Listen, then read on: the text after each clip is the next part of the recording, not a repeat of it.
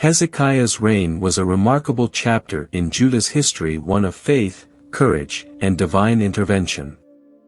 Unlike his father, Ahaz, who led the people astray, Hezekiah walked in the ways of righteousness, earning a place among the most faithful kings of Judah.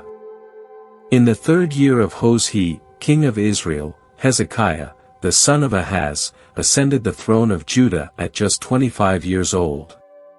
His reign lasted 29 years in Jerusalem, and unlike his father, he dedicated himself to restoring the nation's spiritual integrity. His mother, Abi, the daughter of Zechariah, was likely an influence on his faith and conviction. Hezekiah was one of the rare kings who took a firm stance against idolatry. He tore down the high places where the people offered sacrifices to foreign gods, destroyed the sacred Asherah poles, and even shattered the bronze serpent Moses had crafted centuries before. Though God had once used this serpent as a means of deliverance in the wilderness, over time, the Israelites had turned it into an object of worship, calling it Nehushtan, a mere piece of bronze. Hezekiah refused to let anything, even a sacred relic, become a substitute for true devotion to God. Because of his unwavering faith, Hezekiah stood apart from the other kings of Judah. 2 Kings 18 verse 5 states, "He trusted in the Lord, the God of Israel, so that there was no one like him among all the kings of Judah, either before or after him." His commitment to God was not just in words but in actions. He sought to return Judah to the pure worship of the Lord, removing the distractions that had led the nation into spiritual decline. Hezekiah's faith brought divine favor. Scripture records that, "The Lord was with him, he prospered wherever he went." 2 Kings 18 verse 6.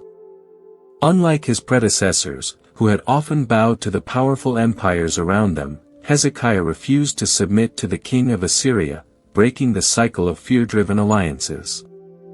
He also struck back against the Philistines, pushing them back from the smallest outposts to their fortified cities, reclaiming lost ground for Judah. During Hezekiah's 4th year as king, Assyria, under King Shalmaneser, launched a brutal campaign against Israel.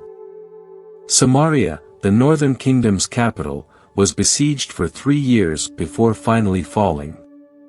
In Hezekiah's 6th year, the Israelites were taken captive and exiled to far-off lands. God's judgment for their persistent disobedience and refusal to follow his covenant. 8 years later, in Hezekiah's 14th year, another Assyrian king, Sennacherib, turned his attention toward Judah.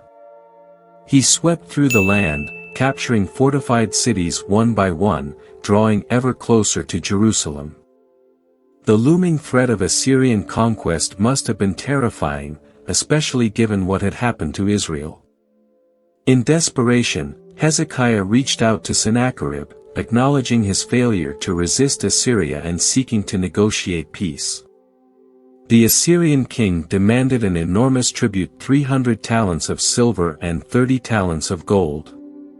To meet this demand, Hezekiah emptied the treasuries of both the temple of the Lord and the royal palace. Even more devastatingly, he stripped the very gold from the temple doors to satisfy the Assyrian king's demands. Though Hezekiah's faith was great, this moment of compromise showed his humanity. He had sought to buy peace rather than trust fully in God's deliverance. But this was not the end of his story, nor was it the end of Judah's struggles against Assyria. Despite Hezekiah's desperate attempt to buy peace by offering gold and silver to Assyria, it became clear that Sennacherib had no intention of leaving Judah alone. The Assyrian king had already conquered all of Judah's fortified cities, leaving only Jerusalem standing. At that moment, Hezekiah may have realized his mistake. Paying tribute had not secured peace but had only delayed the inevitable. Not long after receiving Hezekiah's payment, Sennacherib decided to tighten his grip on Jerusalem. Whether he saw the tribute as insufficient or simply sought complete dominance over Judah, he sent his top officials Tartan, Rabsaris, and Rabshakeh along with a massive army to demand the city's surrender.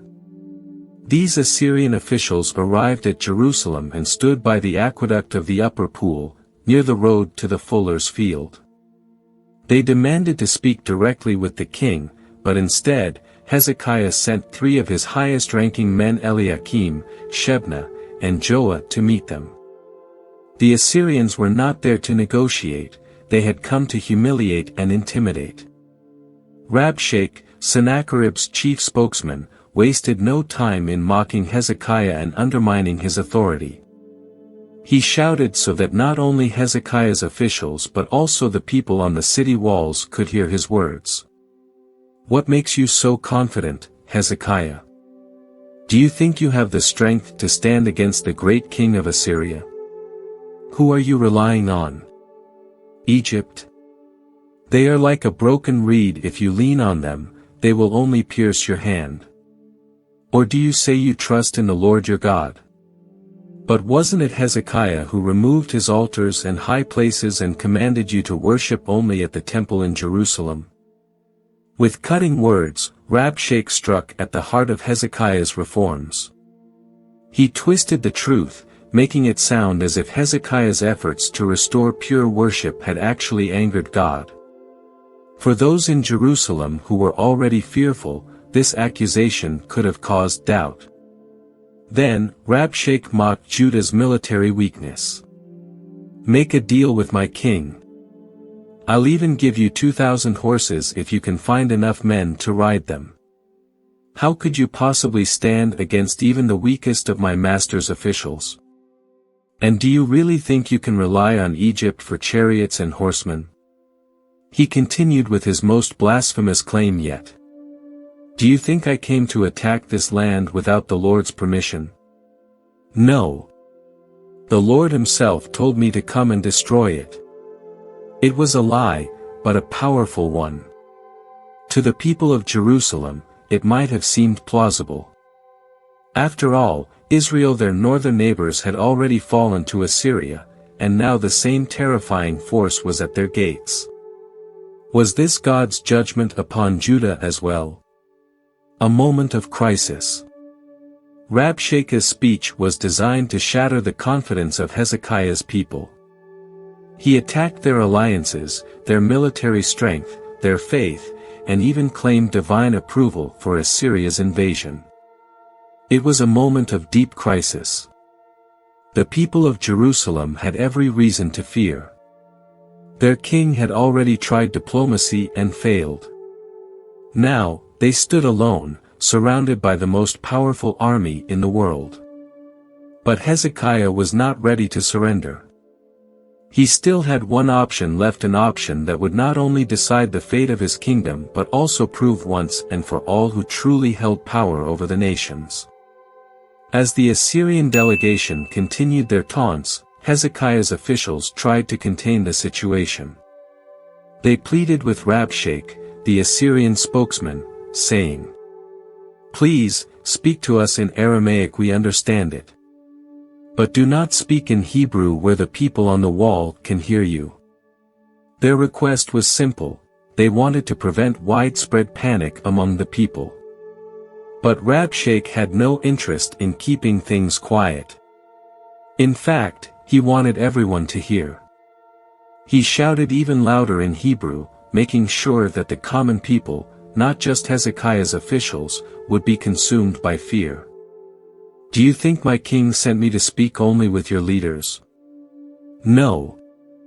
This message is for the men sitting on the wall, the ones who, when the siege begins, will be forced to eat their own filth and drink their own urine." With cruelty and arrogance, Rabshakeh made it clear that surrender was the only option. Then, he turned his words directly to the people of Jerusalem. "Do not let Hezekiah deceive you. He cannot save you from my hand. And do not let him convince you to trust in the Lord, saying that he will deliver you. That is a lie." Rabshakeh then made what seemed like a generous offer. If the people surrendered, they would be allowed to live in peace. "Come out and surrender to the king of Assyria. Then each of you may eat from your own vine and fig tree and drink from your own well. Later, I will take you to a land just like this one, a land of grain and new wine, bread and vineyards, olive trees, and honey. You will live, not die. Do not let Hezekiah mislead you by telling you the Lord will rescue you. It was a tempting offer. The people of Jerusalem were facing an impending siege, with food and water soon to be cut off. Surrender meant safety, while resistance meant starvation and destruction. But the promise came with a hidden cost: exile. The Assyrians made it sound like they would take the people to a land of abundance, but in reality, they planned to scatter them, just as they had done to Israel. This was a classic strategy of the enemy, making surrender look appealing while disguising the true price of submission. Rabshakeh didn't stop at threatening the people, he attacked their faith directly. He reminded them that no other god had ever saved their people from the might of Assyria. Has any god of the nations been able to rescue his people from the hand of the king of Assyria? Where are the gods of Hamath and Arpad?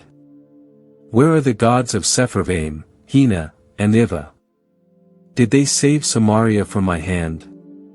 If none of these gods could deliver their people, what makes you think the Lord can save Jerusalem?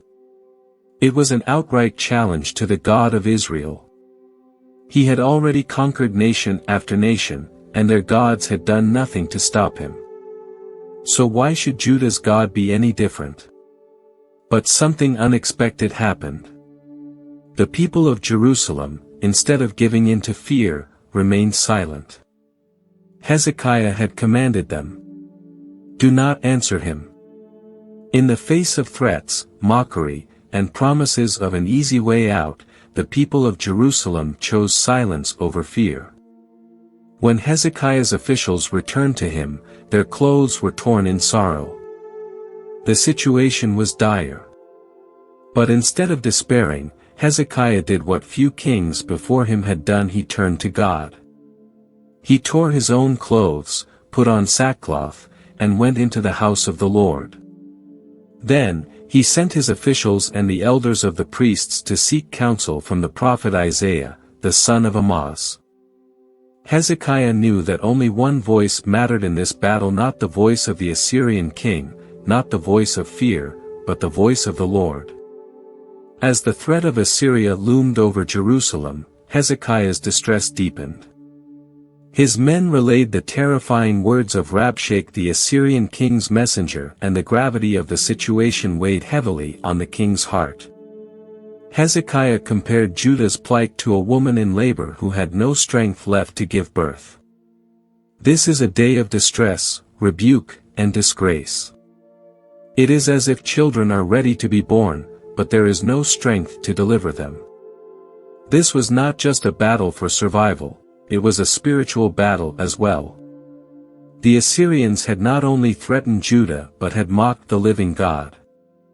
Hezekiah hoped that God would hear the blasphemous words spoken against him and respond accordingly. And so, he sent his officials, dressed in sackcloth as a sign of mourning and humility, to seek the counsel of the prophet Isaiah. When Hezekiah's messengers arrived, Isaiah already had an answer for them, an answer directly from God. The prophet's message was simple but powerful. Tell your master, this is what the Lord says: do not be afraid of the words you have heard, with which the servants of the king of Assyria have blasphemed me. Listen. I will send a spirit upon him, he will hear a rumor and return to his own land, and there I will cause him to fall by the sword. With these words, God reassured Hezekiah that he had nothing to fear. Sennacherib's threats were meaningless in the grand scheme of God's plan. The Assyrian king would not conquer Jerusalem; instead, he would be drawn away and ultimately meet his end. Isaiah's message echoed a recurring theme in the Bible: do not be afraid. It was a reminder that God was in control, even in the darkest of times. Not long after Isaiah's prophecy, news spread that Sennacherib had shifted his focus from Jerusalem. He had left Lachish and moved to Libnah, another fortified city of Judah.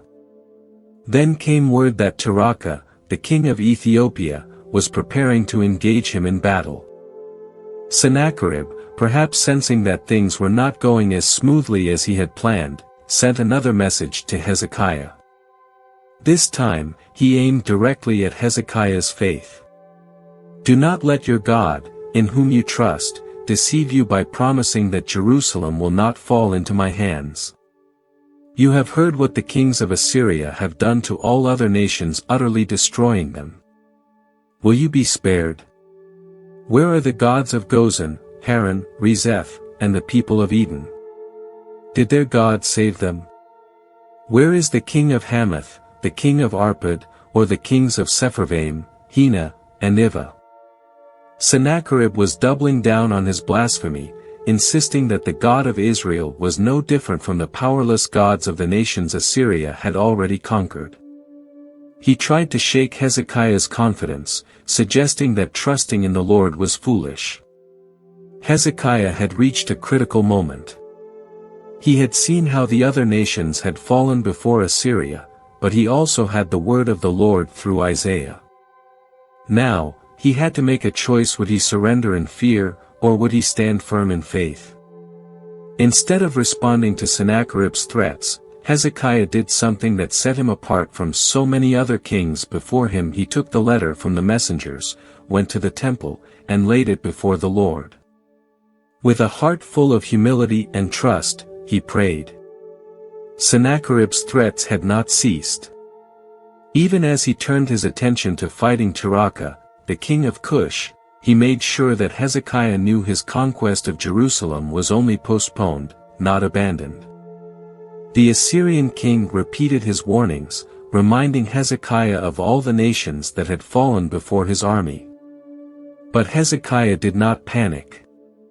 This time, he did not tear his clothes or seek a political solution. Instead, he took the letter from Sennacherib, went up to the temple, and spread it before the Lord. There, in the presence of the Almighty, he prayed. O Lord, the God of Israel, who is enthroned between the cherubim, you alone are God over all the kingdoms of the earth. You made the heavens and the earth. Give ear, O Lord, and hear, open your eyes, O Lord, and see, listen to the word Sennacherib has sent to insult the living God. Hezekiah acknowledged God's sovereignty. He was not like the idols of other nations, powerless and made by human hands. He was the creator of all things, the true king over all kingdoms. Hezekiah admitted that Sennacherib had indeed destroyed many lands and their gods, but those gods were nothing more than wood and stone. Now, O Lord our God, deliver us from his hand, so that all the kingdoms of the earth may know that you alone are God. Hezekiah's prayer was not just about Judah's survival, it was about God's glory. He wanted the world to see that the God of Israel was real, powerful, and unmatched. God did not delay in responding. Through the prophet Isaiah, he sent word to Hezekiah. Thus says the Lord, the God of Israel, I have heard your prayer concerning Sennacherib, king of Assyria. This is the word the Lord has spoken against him. What followed was a message filled with divine authority, mocking the arrogance of Sennacherib and declaring the Lord's supremacy. The virgin daughter of Zion despises you and mocks you, she shakes her head at you as you flee. Whom have you insulted and blasphemed? Against whom have you raised your voice and lifted your eyes in pride? Against the Holy One of Israel. Sennacherib had not merely threatened Judah, he had mocked God himself. The Assyrian king boasted about his conquests, claiming that his armies had reached the highest mountains and the deepest forests, that he had drained rivers and crushed cities. But God reminded him that every victory he had won was only because he had allowed it. Have you not heard? Long ago I ordained it, in ancient times I planned it. Now I have brought it to pass that you should turn fortified cities into ruins. But their people, weak and powerless, were like plants before the scorching sun.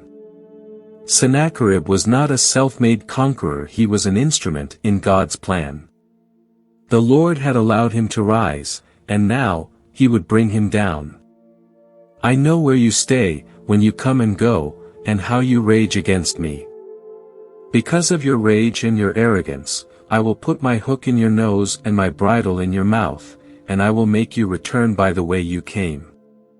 God's judgment was clear: Sennacherib would not enter Jerusalem. He would be forced to return to his own land in disgrace. His arrogance, his defiance of the living God, would be his downfall. Hezekiah had done what few kings before him had done. He had placed his full trust in the Lord. In response, God declared that Jerusalem would be spared and that Sennacherib's downfall was imminent. Sennacherib, who had once seemed unstoppable, was about to witness firsthand that the God of Israel was not like the powerless idols of the nations he had conquered. Sennacherib had not only mocked Judah and its king, he had mocked the living God himself. He believed his conquests were his own doing, unaware that every victory he had achieved was only possible because God had allowed it. He was merely a pawn in God's grand design. His arrogance and blasphemy had reached their peak, and now, the Lord would show him just how powerless he truly was. God had spoken through Isaiah, declaring that he would put a hook in Sennacherib's nose and drag him back to Assyria the way he came. The proud conqueror would soon learn that the true ruler of nations was not him, but the Lord of hosts. To Hezekiah and his people, who had faced months of fear and uncertainty, God gave a sign of hope. This year you will eat what grows by itself, and in the second year what springs up on its own. But in the third year, you will sow and reap, plant vineyards, and eat their fruit. The surviving remnant of Judah will take root below and bear fruit above. For out of Jerusalem will come a remnant, and out of Mount Zion, a band of survivors. The zeal of the Lord Almighty will accomplish this. For years, the people of Judah had been unable to tend their fields because of the Assyrian threat. But God promised them that their survival was secured. They would eat from the land without planting, and by the third year, they would return to normal life, reaping, sowing, and thriving once more. This was not just a promise of survival, it was a declaration that Judah would not be destroyed. A remnant of God's people would remain, not because of their own strength, but because of the Lord's faithfulness to his covenant.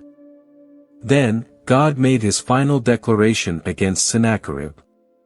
He will not enter this city or shoot an arrow here. He will not come before it with a shield or build a siege ramp against it. By the way he came, he will return. He will not enter this city, declares the Lord. I will defend this city and save it, for my sake and for the sake of my servant David. Not only would Sennacherib fail to conquer Jerusalem, he would not even get the chance to lay siege to it. No arrows would fly, no siege ramps would be built. The Assyrian king, who had boasted of his unstoppable might, would be turned away before he could even attack. And why?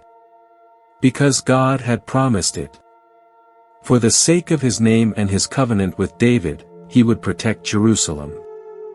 His plans could not be thwarted by any king, no matter how powerful. That very night, God fulfilled his word in a single, decisive act. That night, the angel of the Lord went out and struck down 185,000 men in the Assyrian camp. When the people got up the next morning, there were all the dead bodies. In an instant, the greatest military force of its time was wiped out. The army that had terrorized nations, mocked kings, and blasphemed God was reduced to nothing with a single stroke from the Lord. Sennacherib, once filled with arrogance, now had no choice but to flee. He returned to Nineveh in disgrace, humiliated before the very people who had once revered him as a mighty conqueror. But God's judgment did not end there. One day, while he was worshipping in the temple of his god Nisroch, his own sons Adramelech and Sharezer struck him down with a sword. They then fled to the land of Ararat, and his son Esarhaddon succeeded him as king. The once great king who had mocked the Lord and threatened his people met his end not on the battlefield, but in the temple of his own God. His God, who was powerless to save him, stood silent as Sennacherib was murdered by his own sons. It was a fate reminiscent of Goliath, the Philistine warrior who had mocked God and was struck down by a shepherd boy. Sennacherib had claimed that the God of Israel was powerless, yet in the end, it was his own false God who failed to protect him. The story of Hezekiah and Sennacherib is a powerful reminder of who truly holds power over the nations. While human rulers rise and fall, while armies march and empires expand, God remains sovereign. He alone determines the course of history. Hezekiah's response to crisis, turning to prayer, seeking the Lord, and trusting in his promises stands as an example for all who face trials. The answer did not come through military strength or political negotiation, but through God's direct intervention. Just as Hezekiah spread out his troubles before the Lord, so too can we bring our burdens to him, knowing that he hears, he sees, and he acts. As we close this story, consider this: what is a worship song that has helped you feel closer to God in your own moments of struggle?